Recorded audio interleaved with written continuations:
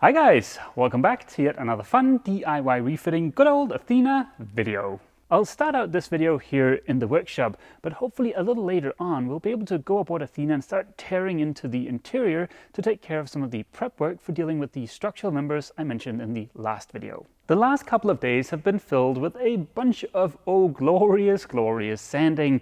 I've finally taken care of the last bit of prep work on the Dodger.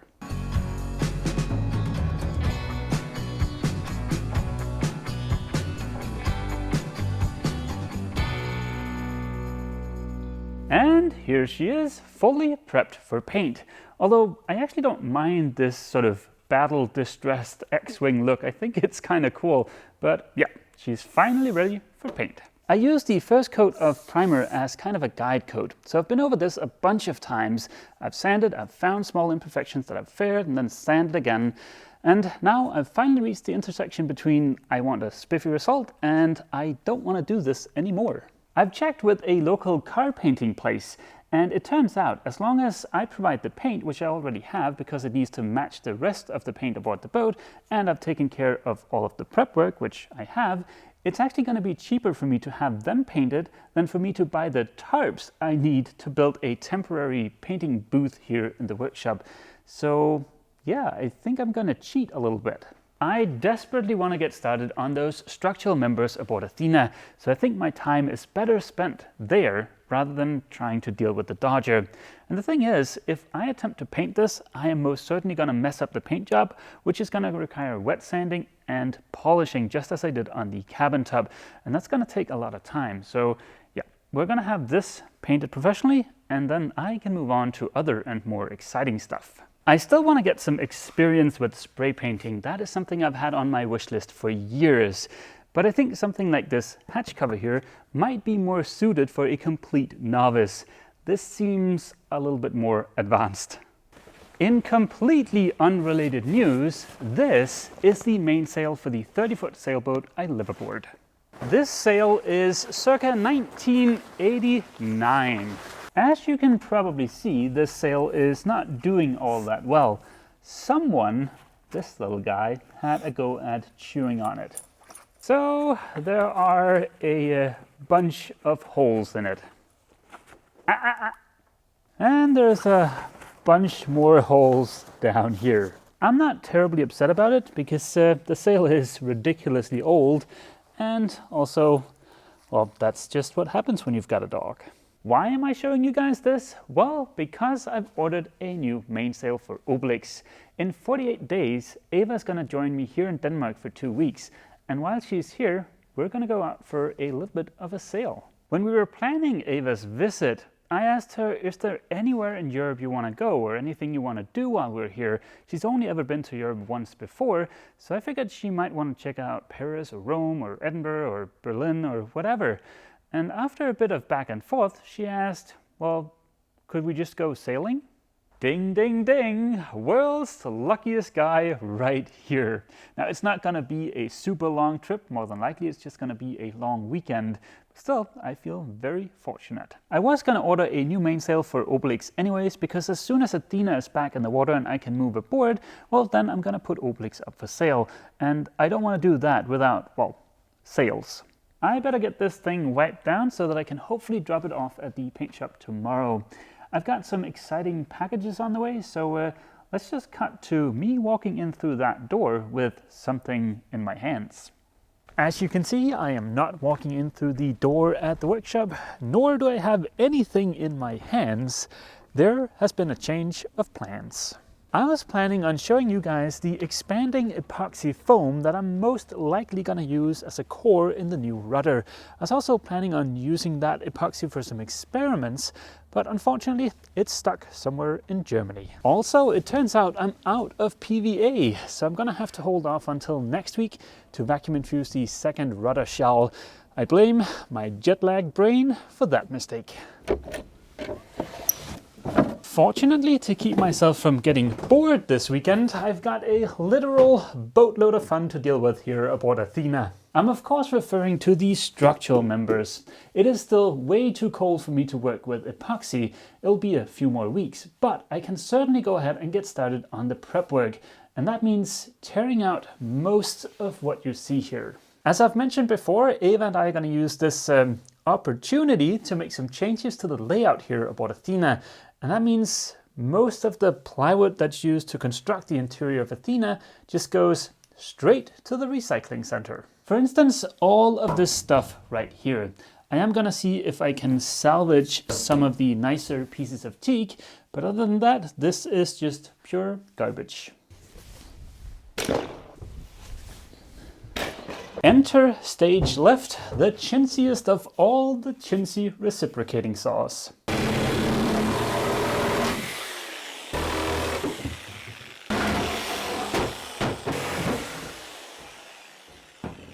Yep, that is not gonna fit out the companionway. When it comes to rebuilding the interior, there are gonna be a lot of scarf joints because there's a limit to how big of a piece of plywood or foam I can fit through the companionway.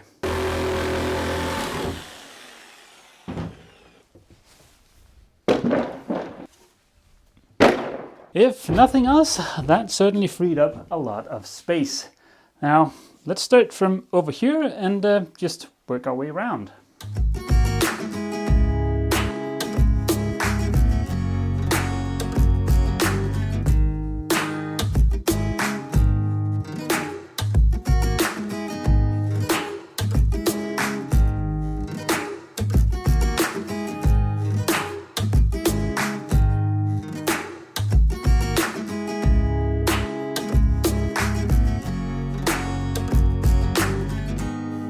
Ta-da! A basically clean canvas for whatever awesomeness we can come up with for the new layout. And also, as an added bonus, getting rid of the last old bit of plywood should take care of that last little hint of old boat funk. Athena doesn't smell all that bad, but certainly getting rid of that pile of 30-year-old saltwater-soaked plywood is gonna, well, improve whatever smell there is. In my frenzy to demolish this section over here, I had a little bit of an accident. Fortunately, Athena came equipped with a first aid box that contains everything except for a freaking band-aid. Good morning, guys. It is a beautiful Saturday morning, although it is freezing cold.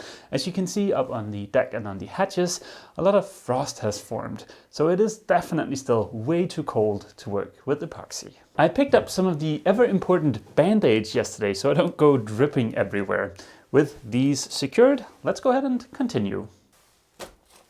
As I mentioned in the last video, we're going to move this bulkhead and this bulkhead. This one is going to go forward by about a foot and this one is going to go aft by about 2 feet. And that is to make sure that the head is nice and big, and also so that we don't cut these port lights in half anymore, because that's always looked a little bit weird. I'm going to leave these bulkheads in place for now because I'm afraid as soon as I remove them, the cabin tub is going to sag a little bit. I had the same thing happen to me aboard Obelix, and that was a pain to deal with. So when I remove these, I should have some kind of brace in place. That means the next thing to be torn out is the galley. I don't feel great about that because I've already put in a bit of time here in the galley with the new countertop, the sink and the stove, but I want to make sure I don't have any issues with those structural members later on. And for me to make sure of that, well, this all has to go.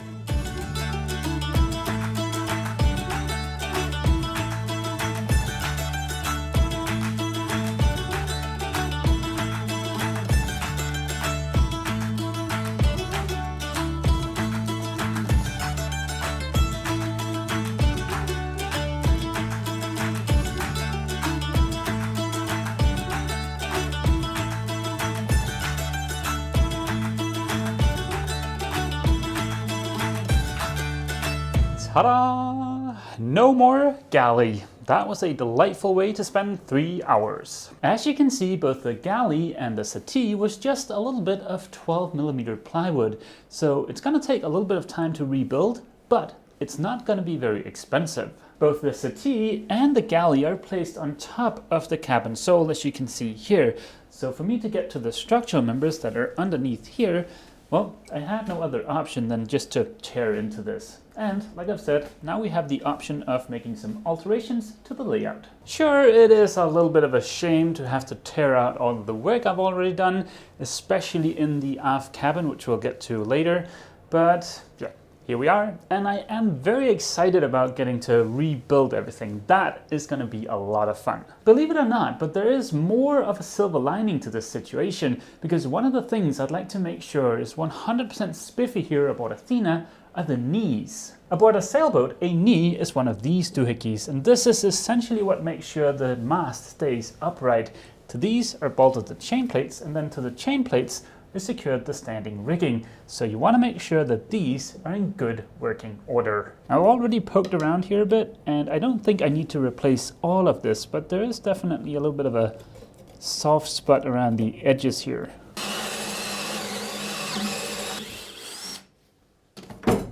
Turns out, of course, the holes weren't sealed in any way, so yep, it is a little bit damp in here. The wood core in there is in, well, I wouldn't say pristine shape, but it's better than some of the other wet plywood I've found here aboard the boat at least. The stuff that's in there looks like 18mm plywood, and it is damp. And now is certainly the time for me to replace them. I mean, now is the time I've got access.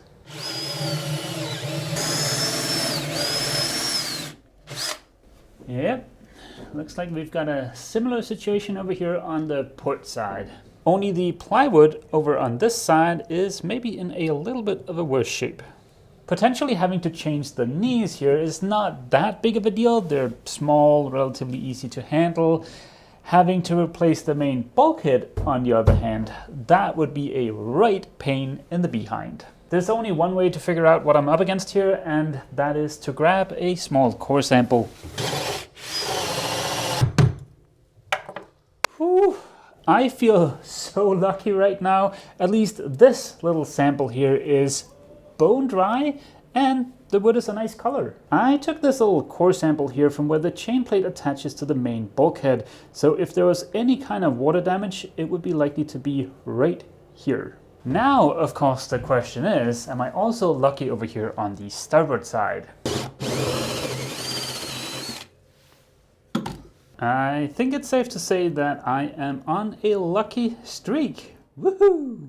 That is certainly good news. I think my plan of attack for the main bulkhead is going to be to drill some slightly larger holes than this, and then fill those with solid laminate or maybe some G10, and then glass everything in.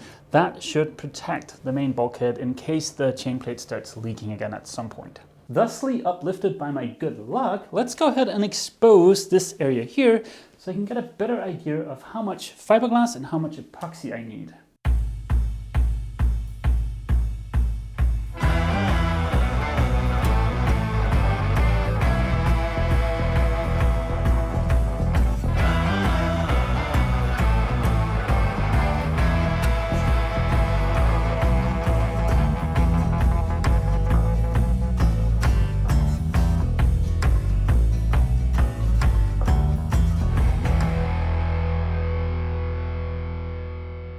That was relatively easy. Most of my tools though are up in the workshop, so I'm gonna hold off on removing the last little bit of the cabin sole here until I've got some more suited tools.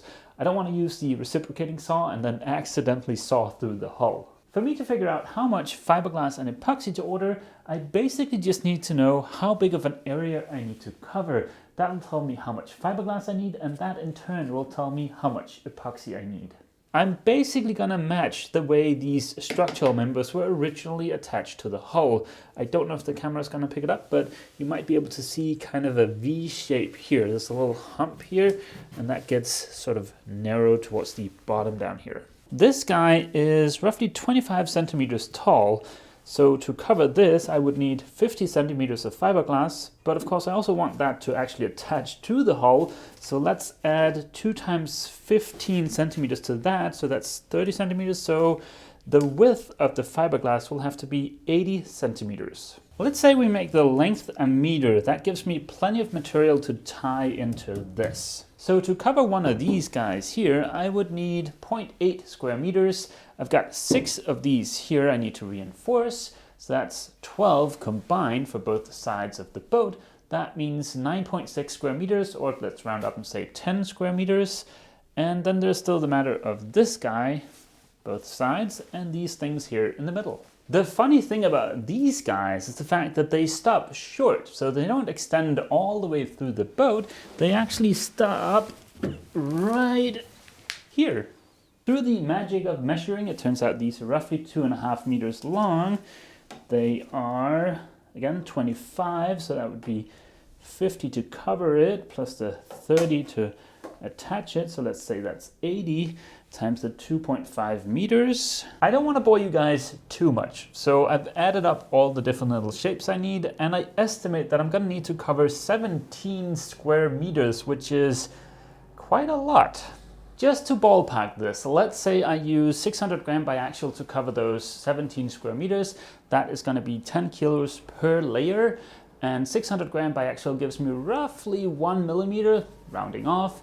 So I'd need 3 of those, meaning 30 kilos of glass, which would consume, let's round off again and say 30 kilos of epoxy. So 60 kilos would give me the 3 millimeters the structural engineer recommended, roughly. I think I'm going to stick with plywood for the new cabin sole, because the stuff that's here has been good for 30 years and it's in no way sealed. I'll of course do a better job of sealing it. But to cover this area, I would need 1, 2, 3, 4, 5, let's say 6 sheets of plywood. So 60 kilograms of epoxy, 100 meters of fiberglass, and 6 sheets of plywood should give me a new spiffy cabin sole. Today has been a pretty productive day. There is not a lot of the old interior left. I'm gonna end today by heading up to the workshop and grabbing a bunch of my tools so that hopefully tomorrow I can remove that last little bit of the cabin sole over there and get started on sanding all of this, because there's gonna be quite the glorious sanding party here to prep all of this. But yep, I will see you guys bright and early tomorrow morning. Good morning, guys. It is a blistering cold Sunday morning. I've picked up a bunch of tools, so let's head up and get started. Last night I got to thinking, I don't know how long it'll be before it's warm enough for me to start working with epoxy. It could be a week, it could be 3 weeks, I don't know. And I also got to thinking that I don't know if the hull is going to start to sag if I remove some of the interior plywood. So I decided to err on the side of caution. Just as with this bulkhead here, I'm gonna leave all of this stuff in place for now. It's not in my way, so I might as well just leave it there. And also, I've decided to not mess around with this area down here where the old cabin sole attaches to the hull. Meaning this area over here. Now, of course, I am gonna have to remove that when it comes time to reinforce the structural members. But like I said, it might be a week, it might be 3 weeks before it's warm enough for me to start working with epoxy. So for now, that is just gonna stay put. I can still go ahead and get all of this cleaned up and get started sanding.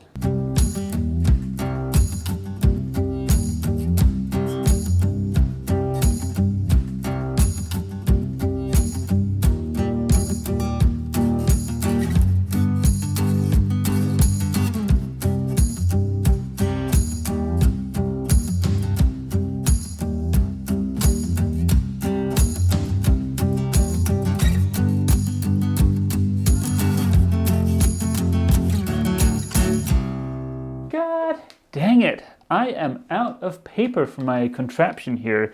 This feels kind of like rubbing silk by now, so yep, that is going to be it for sanding this weekend. The good news is, this guy is still super effective when he's got fresh paper on here, so it shouldn't take me more than an afternoon or two to prep the first section of the hull here. And the only downside to this guy is he can't really get into the tight corners, but for that, I've got my Makita 9031. In the time lapse, you guys saw me remove some plywood from right here and also over here. That was solely there to form the little step that was here so you could get into the forward cabin. Now, if you paid close attention, you saw that I mopped up some water that was right here. The water that was in here, I'm guessing came from this compartment because this didn't have a limber hole either. The limber holes are these little guys here where water can drain from a compartment.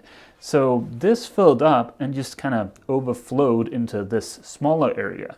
That is certainly something I'll have to pay close attention to when I build the new interior, because you don't want standing water in compartments where you can't get to it. That's just silly. And it is a miracle that the main bulkhead was not damaged by that water. It looks like what saved the main bulkhead here was the little bit of laminate that's laid up here along the edge, and then here in the middle there's just a thin coat of paint. But apparently it was enough because this thing is bone dry. The biggest surprise this weekend was how well this reciprocating saw has done. This is the chintziest of all the chintziest reciprocating saws.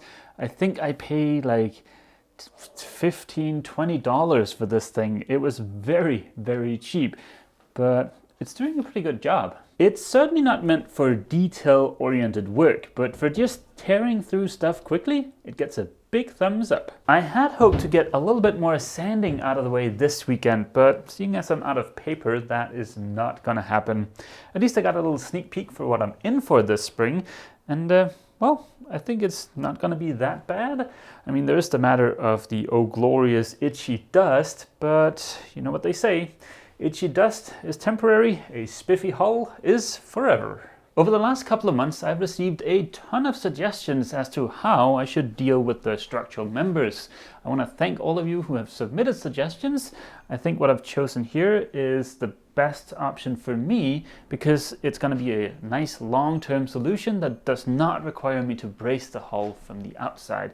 But thank you for all of your awesome suggestions. Seeing as I am still out of PVA, the expanding epoxy foam is still stocked in Germany, and now I'm also out of frickin' sandpaper, I think that about wraps it up for this video. Next weekend I could either continue doing more prep work here aboard Athena, or I could continue working on the rudder. Let me know down in the comment section what you guys would prefer. But yeah. I think that wraps it up for this weekend. As always, feel free to leave a comment down below, and don't forget, if you've enjoyed this video, remember to leave a like. See you!